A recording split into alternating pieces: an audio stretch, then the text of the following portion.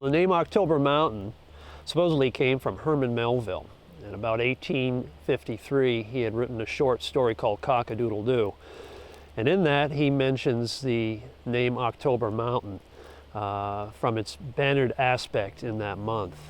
October Mountain has a very interesting history. One of the first mentions of it was in the Revolutionary War, when one of the more prominent men of Stockbridge, who was accused of harboring a British prisoner of war, took refuge in a cave called Torrey's Cave or Torrey's Glen on the mountain. He soon came down after the Revolution and continued to live peacefully among his townsfolk afterwards. The cave is long gone since. It's been eroded away by Roaring Brook.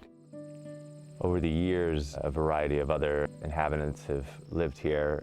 About the mid-1800s, farming began to decline, and especially here in the rocky soils of Berkshire County. As people moved away, fewer and fewer settlers remained here on October Mountain.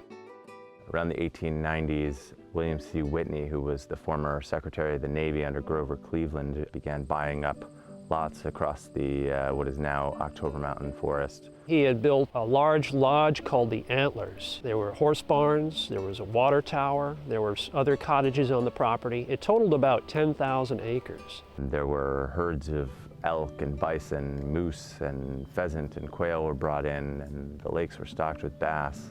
It didn't last forever. It thrived for about a decade before finally falling into disrepair after the death of Whitney's wife.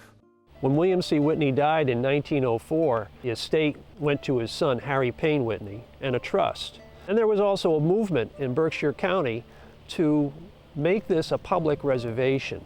There were certain concerns, like Kelton B. Miller, who was the owner of the Berkshire Eagle, who rallied others to venture into purchasing the property. In 1915, much of the former Whitney Preserve was bought up by private residents and then transferred to the state of Massachusetts. So in 1922, this became one of the largest state forests in Massachusetts, just over 11,000 acres. Today, October Mountain State Forest is 16,000 acres. People can come fishing here, people can come hunting here. In the winter, there's snowmobiling, there's lots of hiking, mountain bike trails, even horseback riding. When I go into the woods, I feel energized. I feel as if there's another power, energy that I can sort of latch onto, and I feel invigorated by it.